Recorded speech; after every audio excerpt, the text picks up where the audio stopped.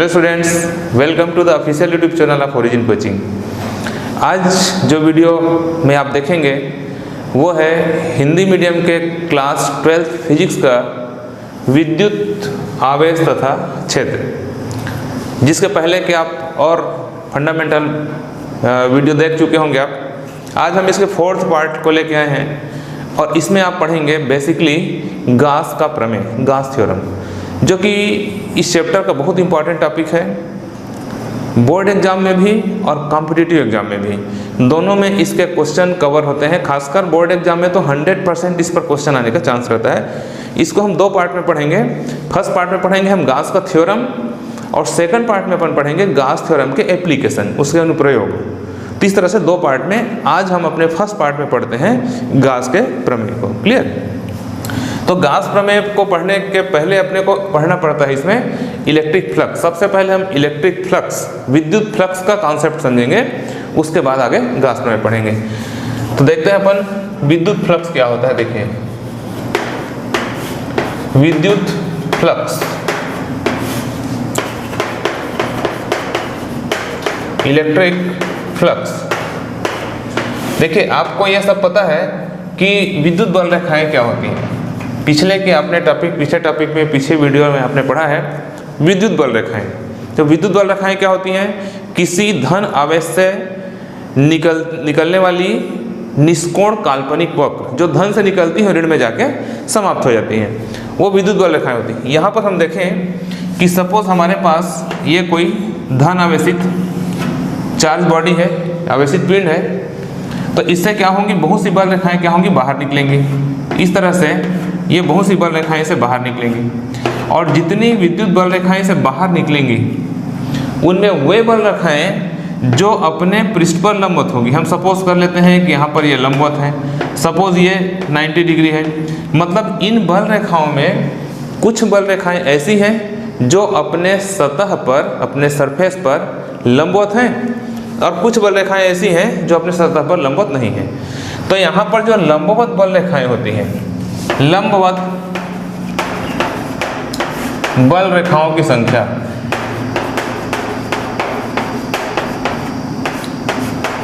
ये लंबवत बल रेखाओं की जो संख्या होती है उसी को हम कहते हैं विद्युत फ्लक्स, और इसको प्रदर्शित करते हैं फाई, और नीचे में छोटा सा ई लिखते हैं, फाई ई फॉर इलेक्ट्रिक। तो किसी आवेशित पिंड से लंबवत निकलने वाले बल रेखाओं की संख्या, वास्तव में बल रेखाएं क्या है, संख्या है, नंबर ऑफ इलेक्ट्रिक लाइंस। तो इससे निकलने वाली बल रेखाओं की संख्या को हम क्या कहते हैं, विद्युत फ्लक्स कहते हैं, और इसको प्रदर्शित करते हैं किससे, फाई से। और इस तरह से हम देखें तो फ्लक्स के प्रकार, तो फ्लक्स के बेसिकली 2 टाइप्स होते हैं। एक कहलाता है, इसके यदि हम प्रकार पर बात करें तो इलेक्ट्रिक फ्लक्स के 2 टाइप होते हैं। पहला कहलाता है धनात्मक फ्लक्स, पहला है धनात्मक फ्लक्स और दूसरा ऋणात्मक फ्लक्स।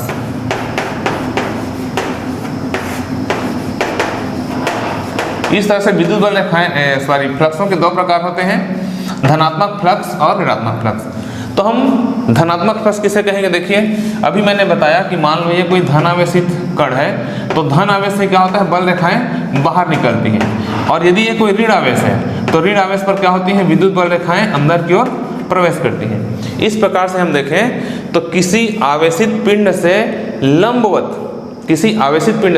लंबवत बाहर निकलने वाले बल रेखाओं को धनात्मक फ्लक्स, और किसी आवेशित पिंड में लंबवत अंदर प्रवेश करने वाली बल रेखाओं को हम क्या कहते हैं, ऋणात्मक फ्लक्स कहते हैं। क्लियर? तो ये कहलाता है विद्युत फ्लक्स। अब हम यहाँ पर देखते हैं कि विद्युत फ्लक्स की हम गणना कैसे करते हैं। विद्युत फ्लक्स कैलकुलेट करने का अपने पास फार्मूला क्या होता है। तो देखिए, यहाँ पर हम एक छोटा सा फार्मूला इसका देखते हैं कि इलेक्ट्रिक फ्लक्स को हम कैलकुलेट कैसे करेंगे। आप यहाँ पर इमेजिन करिए, आप कल्पना करिए कि जैसे यहाँ पर मेरा एक बोर्ड, एक सरफेस है, एक बड़ा सा सतह है, और इस सतह पर हम एक छोटा सा सतह, स्मॉल सरफेस यहाँ पर इमेजिन कर लेते हैं, कल्पना कर लेते हैं कि माना कि ये एक सरफेस है ds का मतलब होता है डिफरेंशिएट पार्ट। छोटे रूप को, यदि पूरा मेरा बोर्ड एस है तो इसका एक जो छोटा सा पार्ट है उसको हम किससे प्रदर्शित करेंगे, ds से। तो ds यहाँ पर क्या है, एक छोटा सरफेस है और इस पर हमने यहाँ पर एक लंब खींचा हुआ है। मान लो एक लंब है जिसको हम प्रदर्शित कर रहे हैं n से, n फॉर नॉर्मल होता है। तो ये क्या है, पृष्ठ पर खींचा गया लंब है और ये है विद्युत बल रेखा की दिशा। ये मान है विद्युत बल रेखा की दिशा है और पृष्ठ पर खींचे गए लंब और विद्युत बल रेखा के बीच में जो बना कोण है वो मान लो थीटा है।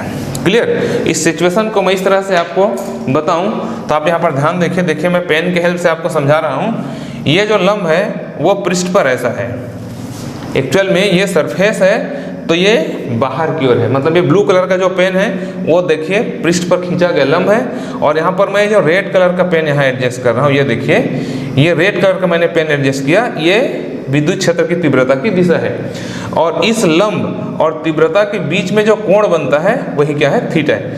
यहाँ पर आपको थीटा को समझना बहुत जरूरी है क्योंकि जब आप इसके एप्लीकेशन पढ़ेंगे, जब आप इसका अनुप्रयोग पढ़ेंगे और तो थीटा डिटरमाइन नहीं कर पाएंगे तो आपको प्रयोग समझने में प्रॉब्लम होगा। इसलिए सबसे पहले आपको बेसिक फंडामेंटल अच्छे से क्लियर करना है। तो अब यहाँ पर हम देखते हैं कि फ्लक्सों की संख्या का फार्मूला क्या होता है। तो फ्लक्सों की संख्या का फार्मूला फाई इक्वल टू होता है ई ds cos थीटा। ये फ्लक्सों की संख्या निकालने का फार्मूला है phi equal to E ds cos theta, जहाँ पर E क्या है, विद्युत क्षेत्र की तीव्रता है, इस विद्युत क्षेत्र की जितनी तीव्रता है यह E है। ds क्या है, ds इस स्मॉल सरफेस का, इस छोटे सरफेस का क्या है, पृष्ठीय क्षेत्रफल है और यहाँ पर ये थीटा क्या है, यहाँ पर खींचे गए लंब और तीव्रता के बीच में बना कोण है। अब यहाँ पर एक इम्पॉर्टेंट बात क्या है कि कई बार स्टूडेंट्स के दिमाग में एक क्वेश्चन आता है, क्रॉस क्वेश्चन आता है जब हमारा ऑफलाइन क्लास होता है। नेचुरली ऑनलाइन क्लास में आपको यदि कोई प्रॉब्लम हो तो आप तुरंत नहीं पूछ सकते, लेकिन मेरा आपको एक सजेशन है कि आपको मेरे टीचिंग में कहीं भी कोई डाउट हो, कोई प्रॉब्लम हो तो आप मैसेज कर सकते हैं मेरे को, ठीक है। आप मेरे चैनल पर मैं आपको उसको प्रॉपर एक्सप्लेन करके जवाब दे दूंगा। लेकिन कुछ क्वेश्चन जो मेरे को मालूम है कि स्टूडेंट्स को डाउट होते हैं, मैं यहाँ पर खुद से क्लियर करता हूँ। यहाँ पर एक क्वेश्चन आता है स्टूडेंट्स के दिमाग में कि सर यहाँ पर cos थीटा कंपोनेंट ही हमने क्यों लिया, साइन थीटा क्यों नहीं लिया। भाई स्वाभाविक रूप से हम यहाँ पर साइन थीटा भी ले सकते थे या कोई और ट्रिग्नोमेट्री फंक्शन ले सकते थे, 6 ट्रिग्नोमेट्री फंक्शन से। तो उसका रीजन ये है कि यहाँ पर आप ध्यान से समझिए, ये लंब है और ये क्या है, विद्युत क्षेत्र की तीव्रता की दिशा है। विद्युत क्षेत्र की तीव्रता क्या है, एक सदिश राशि है और यहाँ पर हम इसका यदि सदिश वियोजन करें, सदिश वियोजन करें मतलब इसको हम क्या करें, इसके कंपोनेंट्स फाइंड करें तो एक कंपोनेंट ये होगा, एक कंपोनेंट इस तरह से होगा E का, क्लियर, और एक कंपोनेंट क्या होगा, इस डायरेक्शन में होगा, लंब की दिशा में होगा। तो एक कंपोनेंट ये हो जाएगा E का और एक कंपोनेंट ये होगा। अभी मैंने आपको फिगर में बताया था कि ये कंपोनेंट क्या है, पृष्ठ पर लंबवत है। आप बोर्ड में ऐसा देख रहे हैं लेकिन वो पृष्ठ से बाहर है। अब आपको पता है, आपने 11th क्लास में बेसिक मैथमेटिकल में पढ़ा है कि इसका जो डायरेक्शन है, इसके कंपोनेंट्स निकालें तो थीटा के पास वाला जो साइड होता है, थीटा से लगा होता है, वो cos थीटा होता है। मतलब ये हो जाएगा E cos थीटा और ये हो जाएगा क्या, E sin थीटा हो जाएगा इस तरह से। और अभी हमने फ्लक्सों की संख्या पर डेफिनेशन में क्या बताया, पृष्ठ से लंबवत निकलने वाली बल रेखाओं की संख्या को हम फ्लक्स कहते हैं। तो यहाँ पर ये देखिए कि E का जो E cos थीटा घटक है वो क्या है, पृष्ठ के लंबवत है, ये पृष्ठ के लंबवत बाहर की ओर है और ये क्या है, पृष्ठ के क्षैतिज है क्योंकि हमारा पृष्ठ है तो पृष्ठ के समानांतर है। और फ्लक्स किसको कहते हैं अपन, लंबवत बल रेखाओं को फ्लक्स कहते हैं। तो लंबवत बल रेखा का घटक कौन होगा, E cos थीटा, इसलिए यहाँ पर E के cos थीटा कंपोनेंट को लिया गया है। क्लियर, साइन कंपोनेंट लेंगे तो फ्लक्स नहीं काउंट होगा। तो ये एक बहुत डेप्थ कॉन्सेप्ट है कि बहुत ध्यान से समझेंगे आप कि आपके दिमाग में क्वेश्चन आना चाहिए कि सर यहाँ पर cos थीटा ही क्यों लिया गया। क्लियर, तो ये cos थीटा लेने का कारण है। अब यहाँ पर देखिए, इससे आप फ्लक्स निकालेंगे। इसके बाद हमको एक और कॉन्सेप्ट का जरूरत पड़ता है गॉस थ्योरम को पढ़ने के लिए, वो है घन कोण। घन कोण जिसको इंग्लिश में बोला जाता है सॉलिड एंगल। घन कोण, सॉलिड एंगल। तो घन कोण क्या होता है, देखिए जैसे आपने देखा होगा कि एक लाइन ये है, दूसरी लाइन ये है, तो इसके बीच में एक कोण बना है, ये सामान्य कोण है। लेकिन घन कोण क्या होता है, 3 डायमेंशन होता है। यहाँ पर मैं आपको बताऊं, आपको इसको समझाने से पहले मैं प्रैक्टिकल एग्जांपल आपको बता रहा हूँ कि आपने कभी आप तरबूज खरीदने के लिए बाजार में गए होंगे, तरबूज खरीदने के लिए, वाटरमेलन, तो आपने देखा होगा कि तरबूज खरीदते समय हम उससे पूछते हैं तरबूज वाले, भाई तरबूज अच्छा है, ठीक है, तो क्या करता है वो एक छोटा सा स्मॉल पीस कटिंग करके बाहर निकालता है। वो कुछ इस तरह का होता है। देखिए सपोज ये हमारा तरबूज है और वो हमको एक छोटा सा टुकड़ा इस तरह से ये निकाल के बताता है। इसको मैं मैग्नीफाइंग कर दूं, बड़ा कर दूं, तो सपोज वो ये बड़ा दिखाने के लिए मैं आपको इसको बना रहा हूँ, ये इस तरह से बताता है, ये स्मॉल सरफेस जिसमें तीसरी लाइन 3 डायमेंशन फिगर है, इस तरह का सिचुएशन होता है। क्लियर?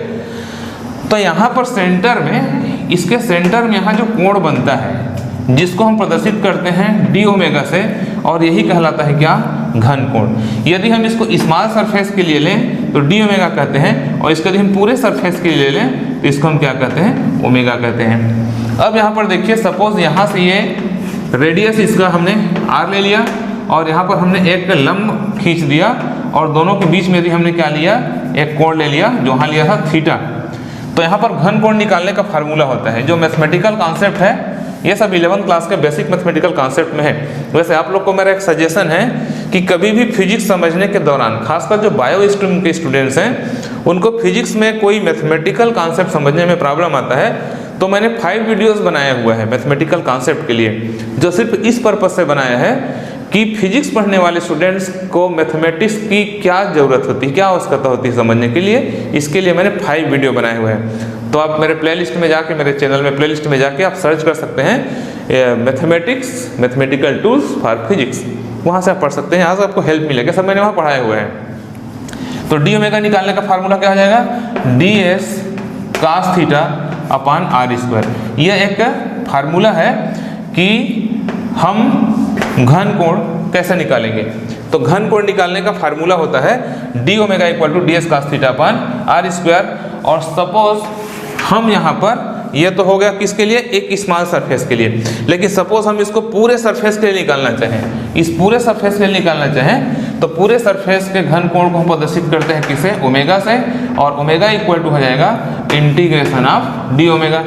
समाकलन का मतलब होता है सबका जोड़। तो ये जो छोटे छोटे घन कोण हैं, ये सब जुड़ जाएंगे तो पूरा घन कोण निकल जाएगा। इस प्रकार से ओमेगा इक्वल टू समाकलन डी ओमेगा हो जाएगा। और आप ध्यान रखना इसको, इसका वैल्यू मैं पुट कर दूं तो d S cos theta upon are square हो जाएगा, और इसका वैल्यू होता है 4 pi steradian. Steradian is the unit of solid angle. Steradian क्या होता है? st रेडियन लिख देते हैं। स्टेरेडियन क्या होता है? घन कोण का यूनिट होता है। कोण का यूनिट रेडियन होता है और घन कोण का यूनिट स्टेरेडियन होता है।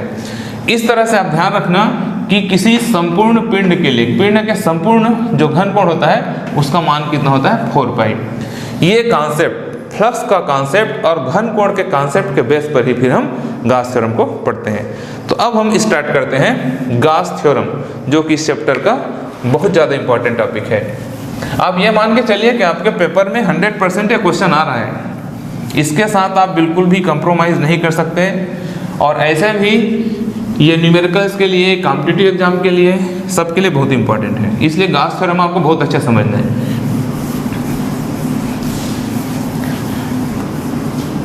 गॉस थ्योरम, गॉस का प्रमेय।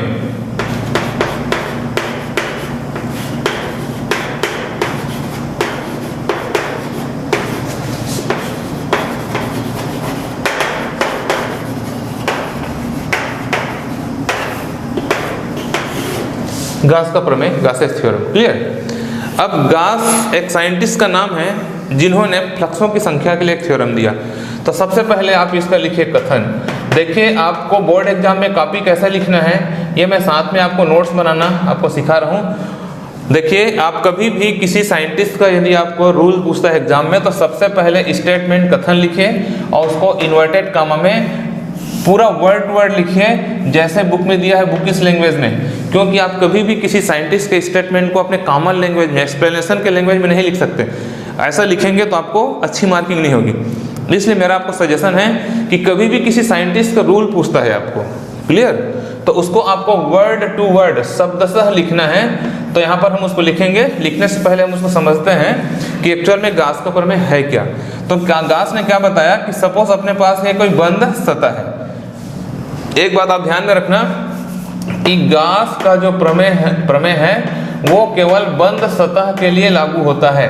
बंद सतह के लिए, सबसे इंपॉर्टेंट बात है, क्लोज सरफेस के लिए लागू होता है। तो सपोज हमारे पास है कि बंद सतह है और इसका मान लो क्षेत्रफल कितना है, एस है, और इस बंद सतह से जो टोटल फ्लक्स निकलेंगे, जिसको मैंने कह दिया फाई ई, वो इस पर जितना आवेश होगा, मान लो इसको प्लस क्यू आवेश है, इस सरफेस पर, इस बंद सतह पर क्यू आवेश है, प्लस क्यू आवेश है, तो वो होगा क्यू अपान एप्सिलॉन नॉट। ये होता है गास के प्रमेय के कथन का गणितीय रूप। दैट इज करके इसको लिखेंगे, इसको कथन को लिखने के बाद। तो अब यहाँ पर देखिए हम इस कथन को शब्दों में क्या कहेंगे। ये जो मैथमेटिकल लिखा हुआ है, एक चीज आप हमेशा ध्यान रखना, फिजिक्स में कभी आप कोई चीज रटो मत। फिजिक्स एक ऐसा सब्जेक्ट है जो कंप्लीटली कॉन्सेप्ट पर बेस्ड है और हर चीज़ इसमें समझने का है। यदि आपको कोई डेफिनेशन लर्न करना है या भी किसी साइंटिस्ट का स्टेटमेंट लर्न करना है, तो कभी भी उसको आप वर्ड टू वर्ड शब्दशः मत रटिए, उसके सेंस को आप अपने दिमाग में बिठाइए, उसको विजुलाइज करिए, उसके इमेजिन करिए कि किस तरह का सिचुएशन। इसलिए मैं पहले फिगर बनाता हूँ और बाद में कथन पर बात करता हूँ। यदि मैं चाहता तो मेरे पढ़ाने का वे कैसा हो सकता था कि मैं इसके स्टेटमेंट को आपको बार बार बता देता और फिगर बाद में बताता। तो ये सही तरीका नहीं है। आप फिगर विजुअल आप अपने दिमाग में पहले उसको रखिए। जब ये हो जाएगा तो कथन आपको अपने आप तैयार हो जाएगा। तो क्या कहेंगे अपन, देखो, किसी बंद पृष्ठ से निकलने वाले फ्लक्सों की संख्या। देखो यहाँ पर मैं फिगर को थोड़ा और बना दूँ इस तरह से। तो ये प्लस क्यू चार्ज है जो कि बिंदु ओ पर रखा हुआ है, और यहाँ पर ये घन कोण है, ये हमारा एक स्मॉल सरफेस है जिसको हम ds कहते हैं, ये ds है इस तरह से। अब यहाँ से देखो ये इसका रेडियस है, तो यहाँ पर लंब खींचा गया है, दोनों को बीच का कोण क्या है, थीटा है। ये विद्युत क्षेत्र की तीव्रता की दिशा है, ये नॉर्मल है। तो ये जो फ्लक्स निकल रहे हैं, देखो ये सब क्या है, इलेक्ट्रिक लाइंस है जो कि क्या है, फ्लक्स है, जो अपने पृष्ठ पर लंबवत है, बाहर निकल रहे हैं। तो गास का कहना था कि किसी बंद पृष्ठ से निकलने वाले कुल फ्लक्सों की संख्या, किसी बंद पृष्ठ से निकलने वाले कुल फ्लक्सों की संख्या उस पृष्ठ पर उपस्थित कुल आवेश का 1/ε गुना होता है। 1/ε गुना होता है। एक बार और आप ध्यान से सुनिए, यहीं से आपको शब्दों में कहना है। मैं बार बार आपको बोल रहा हूँ, आप रटिए मत, यहीं से उसको शब्दों में बनाइए। फाई ई क्या है, इस पृष्ठ से निकलने वाले कुल फ्लक्सों की संख्या, और क्यू क्या है, उस पृष्ठ में उपस्थित कुल आवेश, और एप्सिलॉन नॉट क्या है, विद्युतशीलता, आपको पहले से पता है ये। तो इसको शब्दों में क्या कहेंगे, किसी बंद पृष्ठ से या बंद सतह से निकलने वाले कुल फ्लक्सों की संख्या उस पृष्ठ पर उपस्थित कुल आवेश का 1/ε0 गुना होता है। ये हो गया कथन, ये इसका चित्र हो गया। चित्र के नीचे आप इसको माना कि लिख के अपने शब्दों में एक्सप्लेन करेंगे। कैसे करेंगे, माना कि एस एक बंद पृष्ठ है जिसमें बिंदुओं पर प्लस क्यू आवेश रखा हुआ है, इसकी त्रिज्या r है, बिंदुओं पर बना घन कोण d ओमेगा है, बिंदु P पर विद्युत क्षेत्र की तीव्रता E है, लंब Pn है। ये मतलब आपको फिगर को एक्सप्लेन करना है, ये आपको लिखना जरूरी है, जिसको मैं हमेशा स्टूडेंट्स को सजेस्ट करता हूँ कि आप उसको अपने लैंग्वेज में लिखिए, उसको रटिए मत। ना मेरा लैंग्वेज कॉपी करिए, ना बुक का लैंग्वेज कॉपी करिए, इसको आप फिगर को देख के आप अपने नेचुरल लैंग्वेज में लिखिए। नेक्स्ट, इसकी गणना या इसका प्रूफ या प्रमाण। अब हम इसको प्रूफ करेंगे। ये तो इसका कथन हुआ, क्योंकि एग्जाम हमारा कैसा आएगा क्वेश्चन, गास का प्रमेय लिखो तथा सिद्ध करो, इस तरह से क्वेश्चन आएगा। तो अब इसको हम प्रूफ करते हैं। देखिए, तो प्रूफ करने के लिए हम सबसे पहले क्या करते हैं, यहाँ पर फ्लक्सों की संख्या काउंट करते हैं। क्लियर। तो फ्लक्सों की संख्या कहाँ से, बिंदु P से, बिंदु P से निकलने वाली, बिंदु P से ds पृष्ठ लिखना चाहिए अपने को यहाँ पर, क्योंकि हम छोटे पृष्ठ की बात कर रहे हैं। बिंदु P से ds पृष्ठ से निकलने वाले फ्लक्सों की संख्या, ये हम निकालते हैं सबसे पहले कि वहां से कितने फ्लक्स बाहर निकल रहे हैं। तो फ्लक्सों की संख्या, चूंकि हमने यहाँ पर ds पृष्ठ लिया है, अभी हम पूरे पृष्ठ पर बात नहीं कर रहे हैं, हम छोटे पृष्ठ पर बात कर रहे हैं, तो उसको हम फ्लक्सों की संख्या को कह दिया d फाई ई। एक चीज आप ध्यान रखना, कहीं भी डी लगने का मतलब होता है उसका डिफरेंशिएट पार्ट, छोटा पार्ट। तो d phi e equal to formula है e d S cos theta. Clear? That equal, अब देखो, अब हमको मालूम है कि किसी भी बिंदु पर विद्युत क्षेत्र की तीव्रता, जो हम पहले पढ़ चुके हैं विद्युत क्षेत्र की तीव्रता, कि हमारा ये चौथा पार्ट है। इसके पहले आपको 3 पार्ट प्रिपेयर करेंगे। देखिए, कभी भी आपको मेरा एक सजेशन है कि कभी भी आप हमारा जो वीडियो देख रहे हैं उसको, किसी भी टॉपिक को आपको कंप्लीट करना है तो एक प्रॉपर ऑर्डर में करिए। जैसे आपको पढ़ना है विद्युत आवेश तथा क्षेत्र, तो सबसे पहले पार्ट 1, पार्ट 2, पार्ट 3, पार्ट 4, ऐसा आप उसको एक प्रॉपर ऑर्डर में पढ़िए। सपोज आप इस वीडियो को देख रहे हैं और आपने इसके पहले के पार्ट कंप्लीट नहीं किए हैं, तो आप सबसे पहले उसको कंप्लीट करिए, तब आपको आगे समझ में आएगा। तो एक एक वॉल्यूम को आपको प्रॉपर कंप्लीट करना पड़ेगा।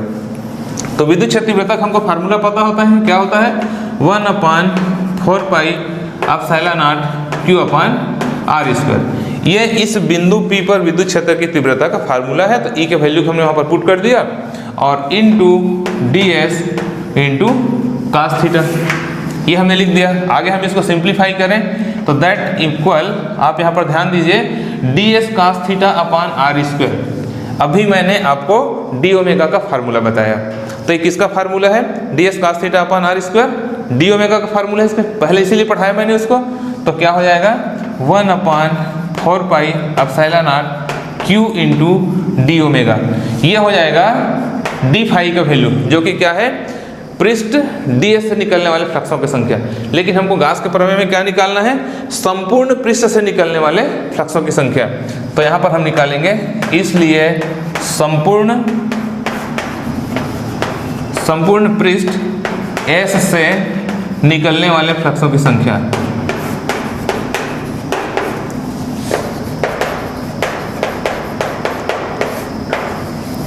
तो उसके लिए हम क्या करेंगे? संपूर्ण पृष्ठ से निकलने वाले फ्लक्सों की संख्या मतलब हम क्या करेंगे? उसका समाकलन करेंगे। तो संपूर्ण पृष्ठ S से निकलने वाले फ्लक्सों की संख्या निकालने के लिए उसको हमने संकेत कर दिया क्या? Phi E. तो इक्वल टू हो जाएगा integration of D phi E. अभी मैंने बताया कि समाकलन मतलब होता है सबका योग। आप प्रोसेस को समझते जाइए। सबसे पहले हमने ds पृष्ठ से निकलने वाले फ्लक्सों की संख्या ये निकाल लिया, डी फाई। फिर संपूर्ण पृष्ठ से निकलने फ्लक्सों की संख्या निकालने के लिए हम इसको क्या कर देंगे? समाकलन कर देंगे। दैट इक्वल, अब इसके वैल्यू को पुट अप कर देते हैं यहाँ से। इसका वैल्यू है 1/4 pi epsilon naught Q into D omega, इसका समाकलन। दैट इक्वल, अब आपको देखिए इसको छोड़ के सब क्वांटिटी कांस्टेंट है, तो उसको हम बाहर कर देंगे। तो कितना हो जाएगा? 1/4 pi epsilon naught Q into integration of D omega. That equal 1/4 pi epsilon naught Q और इंटीग्रेशन ऑफ डी ओमेगा। अभी मैंने आपको पढ़ाया कितना होता है? 4 पाई। संपूर्ण पृष्ठ का घनकोण अभी जस्ट आपने पढ़ा है उसको, ये 4 पाई होगा। दैट इक्वल, ये 4 पाई के साथ कैंसिल हो जाएगा, तो हो जाएगा फाई इक्वल टू, यहाँ से बचेगा Q और अपान में एप्सिलॉन नॉट, और ये प्रूफ हो जाएगा हमारा गॉस थ्योरम। क्लियर? इस तरह से क्या कर सकते हैं? हम गॉस थ्योरम को प्रूव कर सकते हैं। तो ये बहुत ज़्यादा इंपॉर्टेंट टॉपिक है गॉस का थ्योरम और इसका एप्लीकेशन। इसके बाद इसमें एक छोटा सा कंडीशन है गॉस थ्योरम का, जो कई बार खासकर CBSE के एग्जाम में थोड़ा क्वेश्चन यदि घुमा के पूछता है तो सीधा सीधा गॉस थ्योरम ना पूछ के उसके कंडीशन को पूछता है। इस पर हम डिस्कस करते हैं। इसके बाद ये पूरे गॉस थ्योरम को आप तैयार कर लेंगे तो आपको इसका एप्लीकेशन समझ में आएगा। क्लियर? तो मैं बोर्ड इरेज करता हूँ। यदि आपको इसका प्रूफ देखना है आप एक बार स्क्रीनशॉट ले सकते हैं। क्लियर? और अब हम स्टार्ट करते हैं इसके कंडीशन। तो कंडीशन क्या है? देखिए गॉस का थ्योरम ही है, लेकिन इसका एक छोटा सा कंडीशन है। कई बार एग्जाम में इस क्वेश्चन को थोड़ा सा घुमा के पूछता है वो गॉस थ्योरम ही, लेकिन कंडीशनल है।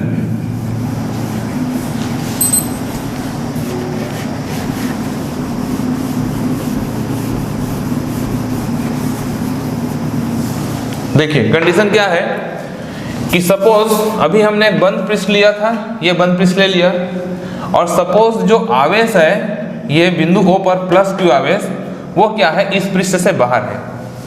तो यहाँ पर गॉस प्रमेय का कहना है कि अभी हमने आवेश को पृष्ठ के अंदर लिया था, अब हम आवेश को पृष्ठ से बाहर ले रहे हैं। तो यदि कोई आवेश किसी बंद पृष्ठ के बाहर हो तो वहाँ से निकलने वाले कुल फ्लक्सों की संख्या जो होती है वो 0 होती है। ये मतलब इस कंडीशन में जो टोटल फ्लक्स है क्या होगा, वो 0 होगा। ये हमको प्रूफ करना है। क्या हो गया स्टेटमेंट, मैं एक बार रिपीट करता हूँ। यदि आवेश बंद पृष्ठ से बाहर हो तो उस पृष्ठ से निकलने वाले फ्लक्सों की संख्या 0 होती है। तो यहाँ से देखिए ये विद्युत बल रेखाएं हैं। अब यहाँ पर हम एक बंद पृष्ठ ले लेते हैं। इस बंद पृष्ठ को हमने ले लिया सपोज S1, और यहाँ पर एक बंद पृष्ठ बनता है छोटा सा, इसको हमने ले लिया सपोज S2। अब यहाँ पर आप देखिए ये जो विद्युत बल रेखाएं हैं S1 पृष्ठ में क्या कर रही, प्रवेश कर रही हैं, अंदर की ओर जा रही हैं। और यहाँ पर देखिए ये जो बल रेखाएं हैं ये S2 पृष्ठ से क्या हो रही हैं, बाहर निकल रही हैं। तो एक पृष्ठ में बंद रेखाएं, बल रेखाएं अंदर प्रवेश कर रही हैं और एक पृष्ठ से बाहर निकल रही हैं। तो इसका जब आप कैलकुलेशन करोगे, जब इसकी आप गणना करोगे तो आपको 50% कैलकुलेशन अभी मैं जो बताया वहाँ से कॉपी करना है। मतलब कहाँ तक करना है, जो हमने निकाला था d phi e equal to निकाला था ds, ठीक है, ये 1/4 pi epsilon naught q into D omega. मतलब समाकलन करने के पहले तक का स्टेप अभी जो मैं इरेज किया वहाँ तक आप क्या करेंगे, इसको कॉपी करेंगे, इसको अगेन कॉपी करेंगे। क्लियर? तो ये हो जाएगा स्मॉल सरफेस ds से निकाल फ्लक्सों की संख्या। अब हम इसको दो पार्ट में बांटेंगे। सबसे पहले S1 पृष्ठ के लिए, तो S1 पृष्ठ में क्या हो रहा है, प्रवेश करने वाले फ्लक्सों की संख्या, करने वाले फ्लक्स।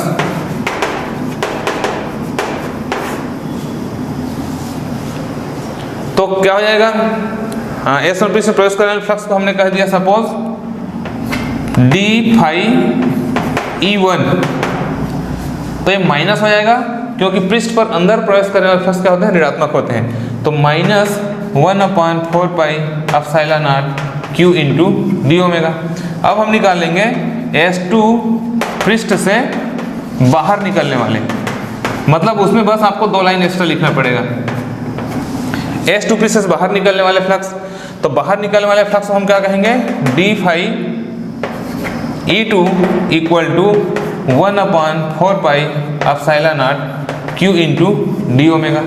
देखिए ये क्या है, प्रवेश करने वाले फ्लक्स है तो माइनस लिया मैंने, और ये क्या है, बाहर निकालने वाले फ्लक्स है तो क्या लेंगे, इसको अपन प्लस लेंगे। अभी हमने ऋणात्मक फ्लक्स धनात्मक फ्लक्स पढ़ा है। अब हम निकालें यदि कुल फ्लक्स, इसलिए कुल फ्लक्सों की संख्या, तो क्या हो जाएगा, phi e equal to d phi E1 plus d phi E2 that equal, इसका वैल्यू कितना है, minus 1/4 pi epsilon naught q into D omega, और प्लस ये हो जाएगा 1/4 pi epsilon naught q into D omega. अब यहाँ पर आप देख रहे हैं कि माइनस है प्लस है, दोनों कैंसल आउट हो जाएंगे, क्या होगा, 0 होगा। इस तरीके से प्रूफ हो जाएगा कि यदि आवेश पृष्ठ से बाहर हो, क्लियर, यदि आवेश पृष्ठ से बाहर हो तो कुल फ्लक्सों की संख्या क्या होती है, 0 होती है। फ्लक्स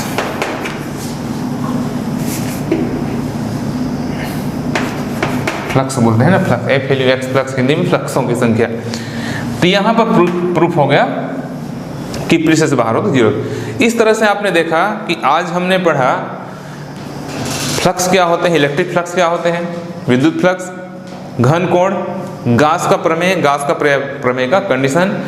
इसके बाद इसका नेक्स्ट जो आपको टॉपिक इसमें इंक्लूड होता है वह गास प्रमेय का अनुप्रयोग है, कि इसके क्या उपयोग हैं, इस प्रमेय का हम किस तरह से उपयोग करते हैं। इसको स्टडी करने के लिए आपको मेरा नेक्स्ट वीडियो देखना पड़ेगा। क्लियर? तो आप इसको ध्यान से रिवीजन करिए, और यदि आपने हमारा चैनल सब्सक्राइब नहीं किया है तो चैनल आप सब्सक्राइब करिए, ताकि कंटिन्यूअस आपको मेरा वीडियो प्रोवाइड होता रहे। Okay, thank you.